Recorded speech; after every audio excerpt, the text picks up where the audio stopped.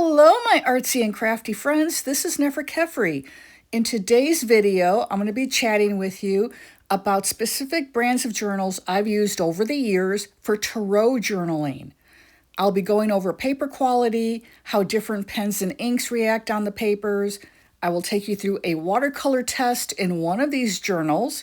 I do use watercolors quite a bit because I am a watercolor artist. That doesn't mean you have to use them, but it's a good thing to know which journals accept water-based media the best. And then I'll continue with a flip through of some of the tarot journals I have kept over the years, as in decades. So hopefully this video will help you narrow down your search, get rid of the frustration, and you can get onto your own tarot journaling. So stay tuned. Okay, first of all, I'd like to discuss brands that I use. I may use them for tarot journaling. I may use them for different kinds of journaling. All of these are brands I absolutely 100% endorse because they are very good at taking a variety of artistic medium, anything from ballpoint pens and pencils to your fancier fountain pens to water-based, water-blendable art crayons and watercolors. These all do very well with that. So I'm going to start first with the Magic of I. The 𝗪𝗔𝗿𝗂𝗏.com, and their paper quality is really good. So I actually used pens that I know bleed badly through the paper. And even though they did bleed, it wasn't too horrible. And then I went ahead and just started it for some basic note-taking about my YouTube channels. And again, I'm using topic ideas there. I'm using a really wet ink in my fountain pen. Wet inks mean that they're more watery. They will tend to bleed through paper easier. This hardly bled at all. Does ghost a bit, but it doesn't bother me. And then when you write over it, you don't even see that ghosting there.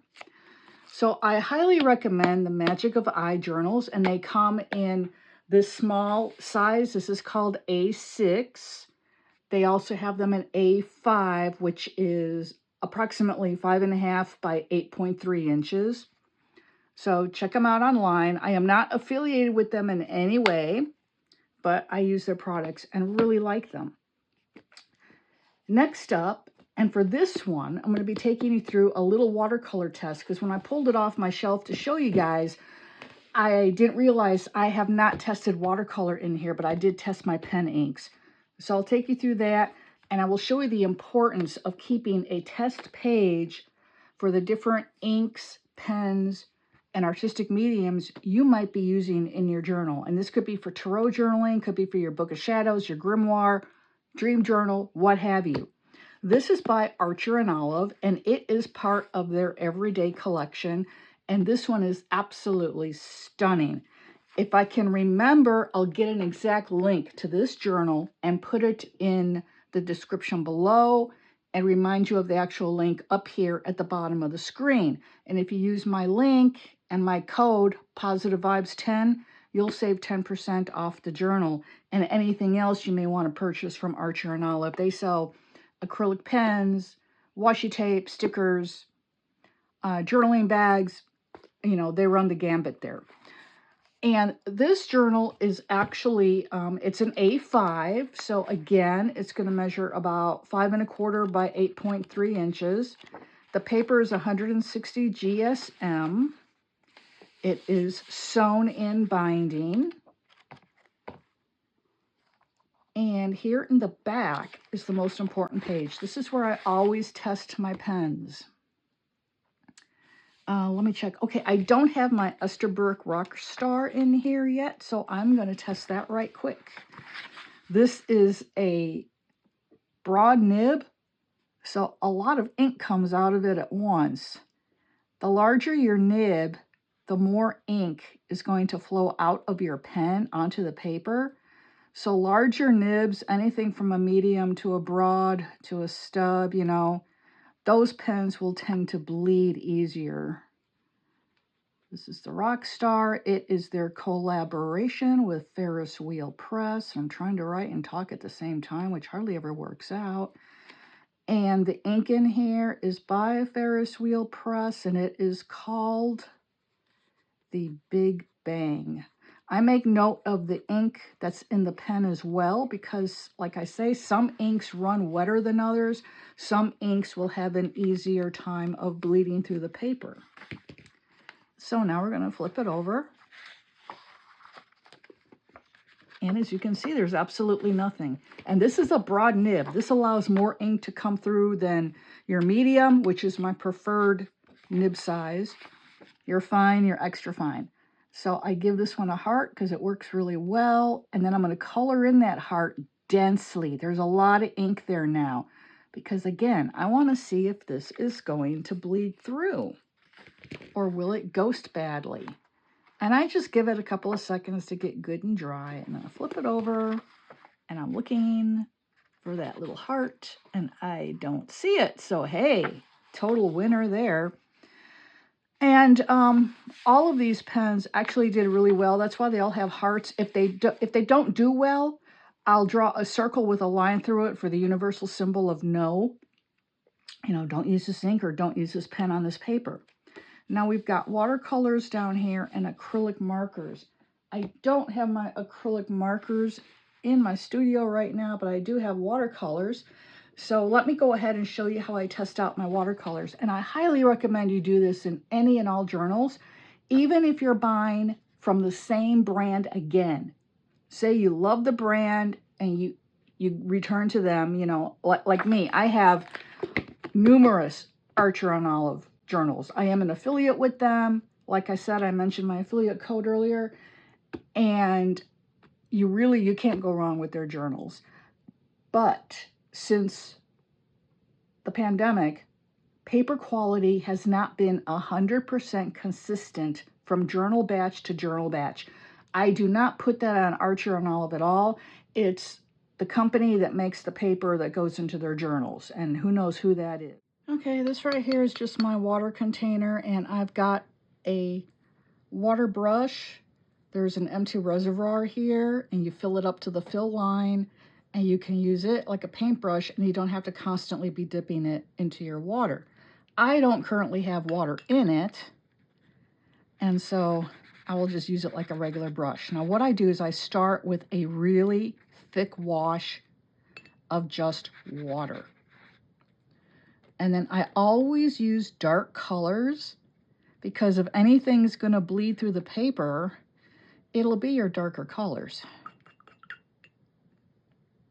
So I'm using whole bean, and that is, I can't read my own writing here. It's something violet. This will also show me how the paint will blend on the paper. And that one is Crimson Lake. And I'm going to use some Carmine here, which is just a lighter shade of red. Get some more. Now, as you can see, there's a lot of water on the paper. It's just, I'm trying to pick up the glare here on purpose. There we go. There's a lot of water there. I mean, there's a little puddle. The paint is starting to move. Who says watching paint dry is boring? Okay, I love it. Let me get, what is this one? This is ultramarine blue. Put some more. I want to see how it blends to make a purple, because red and blue make purple. And plus, I like to paint a lot of galaxies, especially in my journals and my spiritual journals. And so these are like my wheelhouse colors. They're the ones I always use all the time for galaxies, and I'll use like a lime green or a really bright yellow or bright pink to add a nebula. So as you can see, there's a lot of water on this journal page. And the neat thing about watercolors is they don't go anywhere that water is not present. They're staying right where I added that initial clear wash of water to the paper. Okay, so now they're all just sitting there. The paper It's got wood pulp in the paper, and wood will respond to the water by pilling. You can see here these little dots that are appearing in the paint. That's the wood pulp in the paper reacting to the water. And now I'm just spreading the paint a little bit and the water and taking it a little bit outside of the boundary I created with my original wash. Basically just to speed up the drying process. And then I'm going to take my brush and dip it into the darkest color again.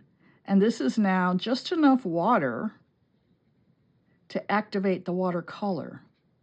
It's still quite a bit. The water is going to sit on the surface. Okay, and then I dip my brush in the paint again with even less water on the brush. Wanted a little bit more pigment than that. And these tests will tell me, in my own weird little scale that I use, how the paper does with a whole lot of water, moderate water, very little. So again, we've got all the water pooling to the center here of this swatch because the paper has started to crinkle, and the crinkle is forming vertically. So it's created a little, like a little valley here in the paper, and that's normal, and you can get rid of that very easily by just going underneath and using your finger and gently pushing against the opposite side of the paper. Don't push too hard because it's wet. Your finger will go right through that paper. Not so much in an Archer and Olive, but other brands, your finger will go right through. And then just move the water around a little bit more. This aids in the drying process. It's also going to show you in this swatch once it's dry if that paper is pilling at all. And sometimes the pilling can be pretty. It can make a really nice texture. So it's not like, you know, the end of the world if your paper does pill.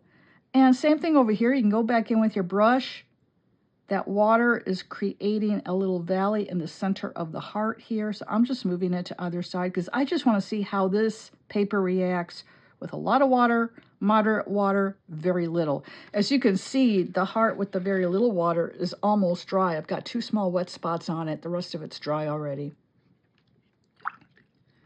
Now, I do have a heat gun, and I can take it to this and blast it dry, but I'm going to wait because I like my watercolors to dry naturally.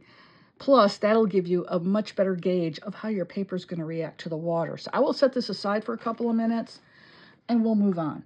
This one is by 𝗵𝗃 Press. You can find them at their website. Their journals are on Amazon. There, and I don't remember how much it was. I think I want to say it was $14.99. 𝗵𝗃 Press is not very expensive, hence their middle name of Pauper. And I really, really like their paper. Their paper, it takes fountain pens just great. It does pretty good with watercolor if you use moderate amount of water. Again, I never go in with a wash of water first. I just use the paint on the paper. It always does well. I do have another Esterbrook here that has ink in it. This is their Cherry Blossom pen. It just relaunched a couple of weeks ago. It's a very good nib.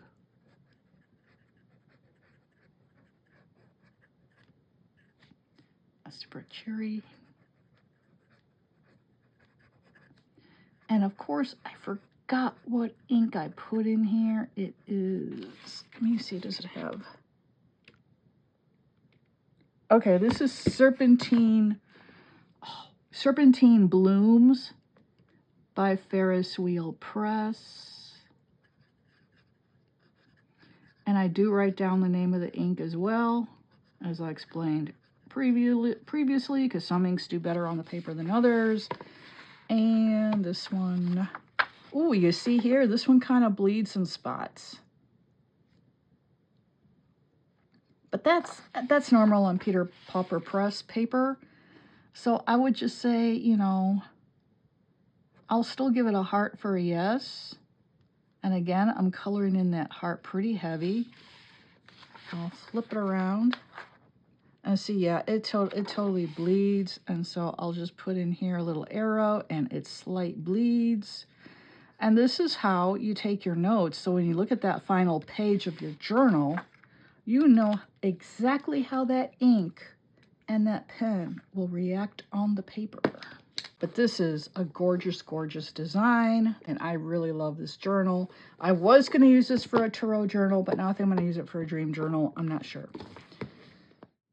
This journal is made by the company Tiefossi, or as some pronounce it, Tiefossi. I do have a discount code for you with them as well. I use my code POSITIVE, and that will save you 15% off of your order. They carry a lot more than just journals. They have stickers and washi and all sorts of stuff. It's really a cool company. And this one I purchased myself before I became an affiliate. I actually purchased 2 of these because the other one I messed it up because I used it as an art journal and I spilled some water on it, and yeah, half the journal kind of died. So I got a brand new one, and I'll be using this for witchy art. And I've got some sketches in here already that you probably can't even see because they're in pencil. But the test page, that's the important part. And this is what a completed test page in one of my journals looks like.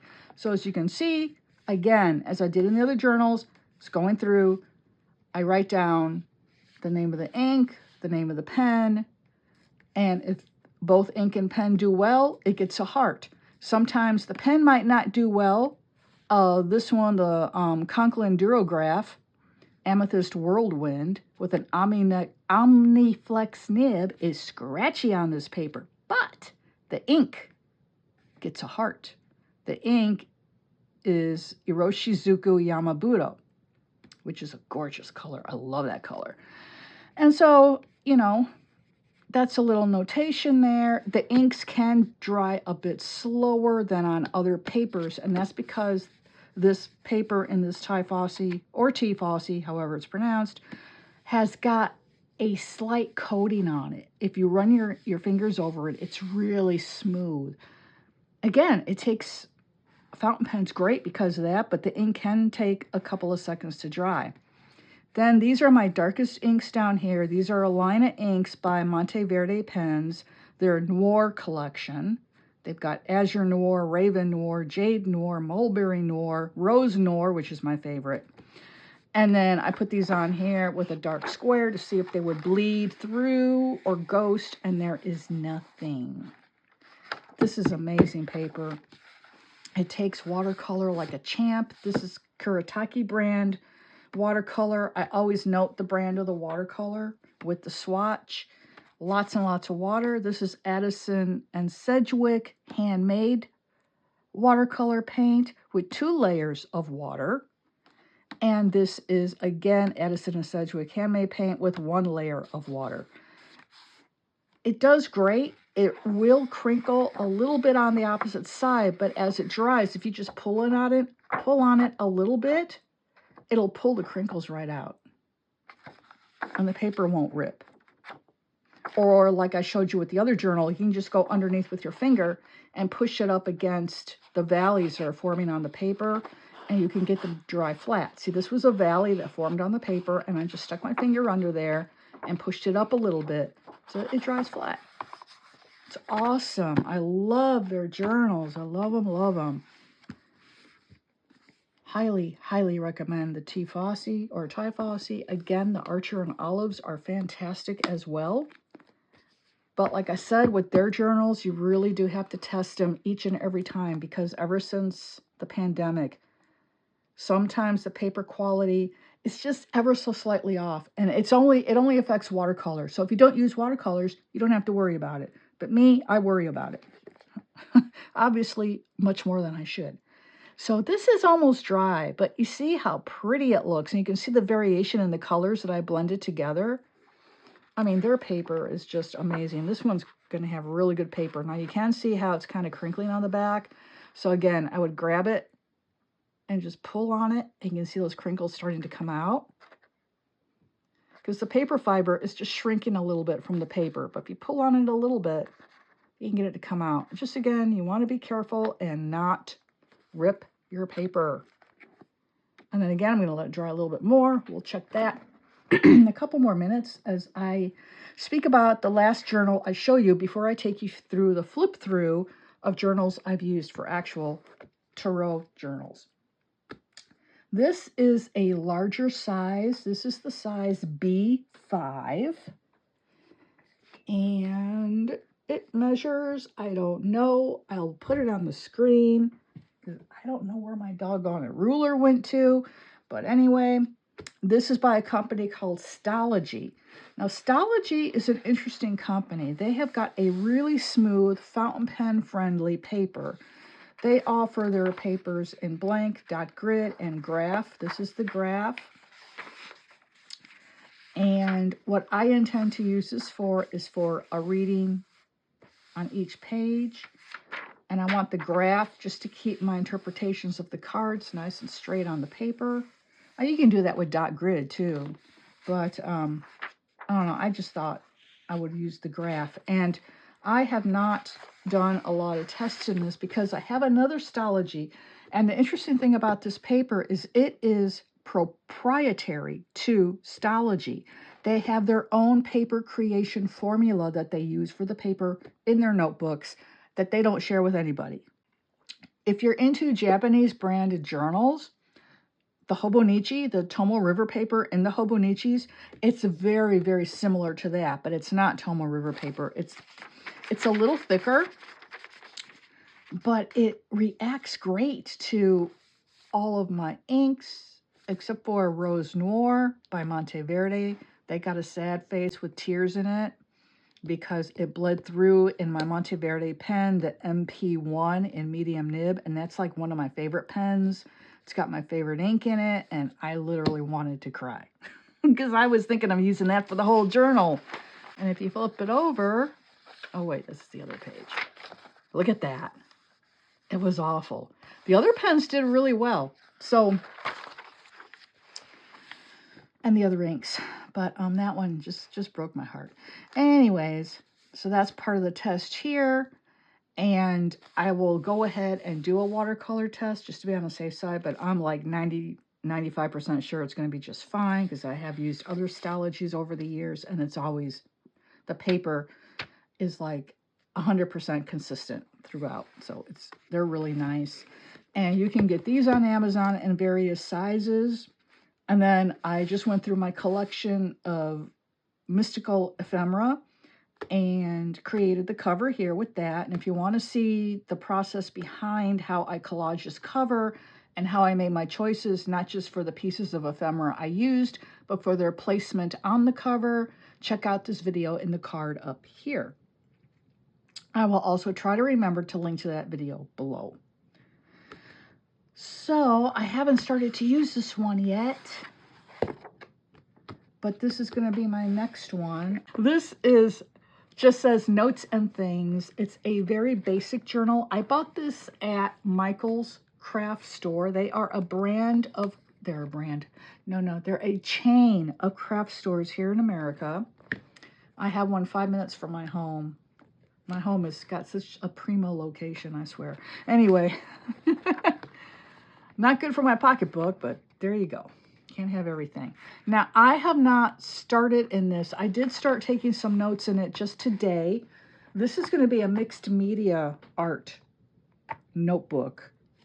Taking notes from classes I watch online and just writing down the person's process and what order they add their artistic mediums to the paper. Because in mixed media, it's very important how you layer different types of paints and pencils and all that, because some stuff will go well on top of other mediums and some don't. But here are my tests in the back.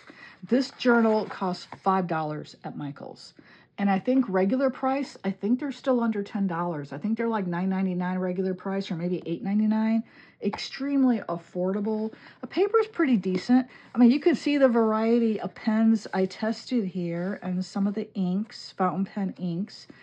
This is a Sharpie style pen by the company Arteza, which of course bled a lot. You know, I fully expected that. I just wanted to see how much it would bleed. And it ghosted on the opposite page in yellow, which is really weird. But here are the ones that bled through.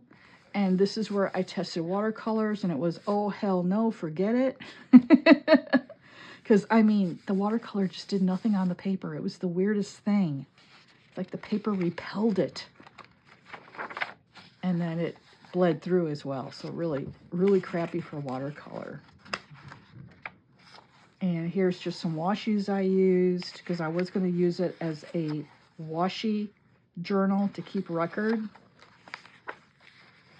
But now I'm not going to do that because I used it in another smaller journal, and this I'm going to use again for mixed media notes. So that's it for my journal recommendations. This is, like I said, it's really good to glue papers down into for decoration. It can take fountain pen ink and, of course, your various ballpoint pens and roller balls and gel pens very well. And the paper is dot grid. I don't think they do any other type of paper in the Michaels journals. They might by now. I haven't bought one in a few years because, as you can see, I have no shortage of journals. I don't need another journal. I need one like a hole in the head. But there you go. So the last of my recommended brands, Michaels Craft Stores in America, and their website is michaels.com. This is almost dry. The water is barely moving on the paper anymore. But as you can see, it's kind of pilling just a little bit, creating those little dots. But again, I like that. And sometimes with your pigments, that reaction is within the pigment itself. All right, first flip through. This is a journal I bought at Barnes & Noble. It is real leather. And I want to say I started it in, 2004. I can't show you the whole thing because my home address is on there. All I did in this one was write. I didn't add any type of colors or paints or anything. So it's got, you know, all of my readings in here through. I made it like almost halfway through, and then I got bored with it and bought another one. That's my problem. I get bored with using the same journal, and I'll buy another one. So I don't completely see. Oh, wait, here's some more. I don't completely finish them. Okay, so the latest reading was dated June 27th, 2015. This is just one example. And we will go on to the next. This is artwork by Laurel Birch, who is famous for her mystical, whimsical cats and horses and dogs and fish. I mean, I just love her artwork. I don't remember who put this one out. Let me see. It's called Festive Felines, copyright 2004. It's by 𝗧𝗺 Publishing Company. And their site is 𝗧𝗺.com. Let me zoom in so you can see that better. Okay. In case you want to check them out. I don't even know if they're still in business. Let's see when I bought this one. 2011. 2011. Okay, and this was a study of the Wildwood Tarot that I started in this book, and then it became a journal I used with that because it had the green paper and, you know, Wildwood and, you know, yada yada. So, I really like this journal. I do want to return to it. I also have the Druidcraft Tarot that I want to study in this journal. So again, the rest of it's blank, but I have definite plans to use it more. That's why I still have it. And again, I started this one in 2011. And now we continue onward with another one by the company Archer and Olive. Now I do have a clear cover on here, clear plastic to protect it, so excuse the glare. But this is one of their very old journal designs, cover designs. The crescent moon with the gold stars. There's nothing else on the cover. They're older journals. Older journal designs are very simple. They're not as snazzy as the one I just showed you, which is this one here that I'm doing the watercolor test in. So you see how the company's changed over the years, how it's evolved. So this one I've had for a long time, and I began this one. Okay, there's nothing here. This is May 29th, 2011. Okay, let me cover this, but see, here I get a lot more artsy. I'm using stickers and washi, and I got a picture of my daughter there, and the reading was about her. And then the current state of my energy. That's a good reading to do when you feel a little bit of out of sorts. And I do just a simple 3-card reading. And there's one card image from it. I don't know where the rest are. And then what I need to heal in my life. June 6, 2021. And then I've got these little booklets here. I got these at Michael's. And you can write additional stuff inside there. So it's really cool. So, you know, you can, you know, your tarot journal runs the gambit. You put whatever you want in there. If you want just writing, do just writing. You want to use some rubber stamping, use some rubber stamping. You know, marriage health, it's always good to look into. Blues health, that was my cat. She almost died. She got pancreatitis. In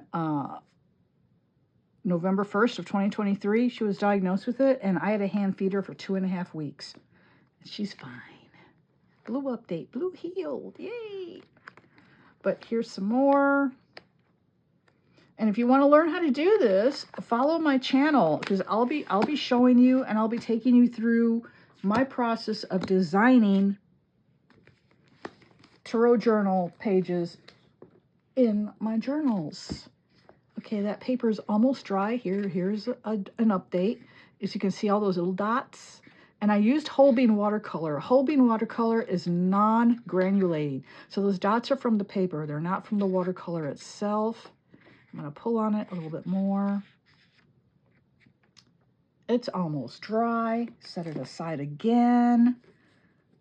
And let me go to this one.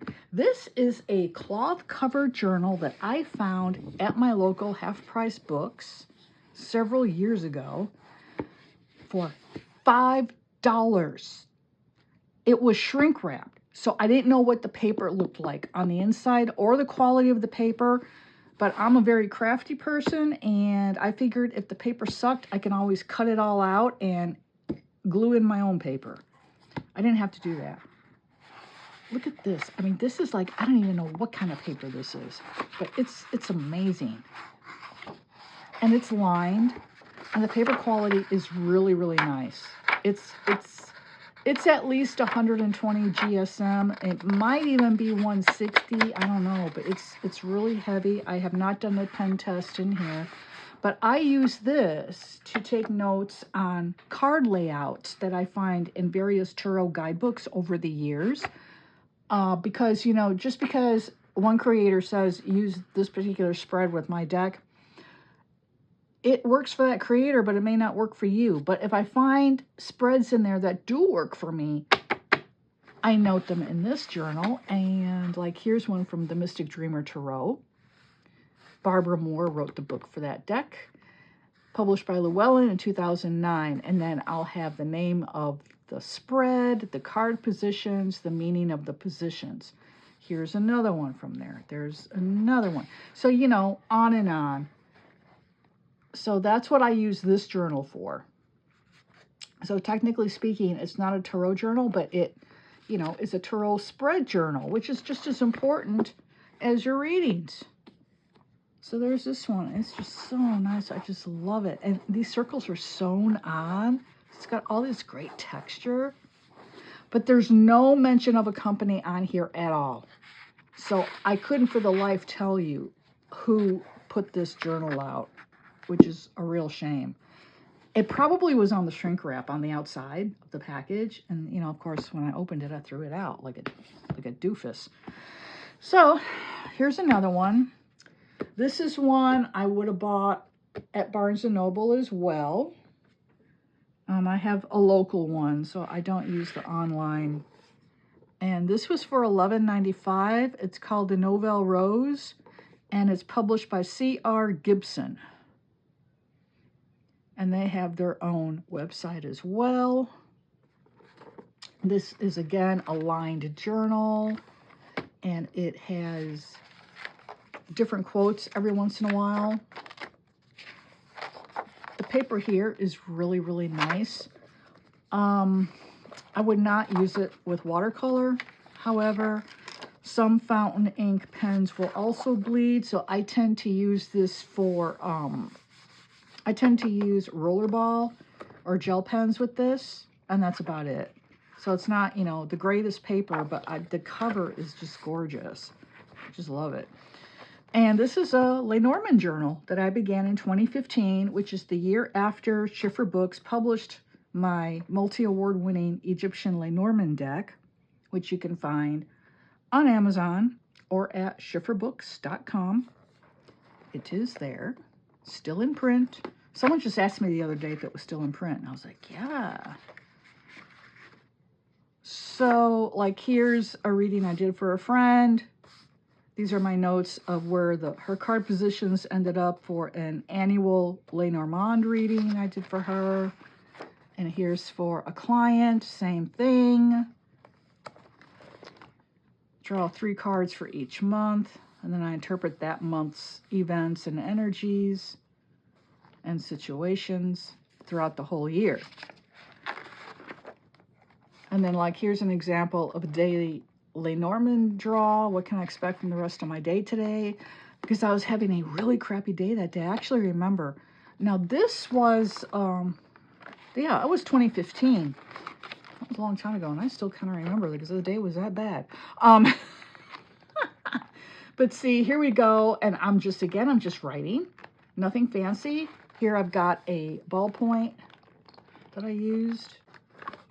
There we go with that one for 𝗏𝗏𝗏𝗏. No, I'm not affiliated. The only ones I'm affiliated with are the Tiefossis and the Archer and Olive. And my codes are on the screen, and they are below in the description. This paint is now dry, and it took the length of time I've been recording. Well, it's still a little bit damp, but it is dry, and we're all done. Thank you for watching. This is 𝗧𝗺𝗃𝗃, wishing you a blessed day ahead.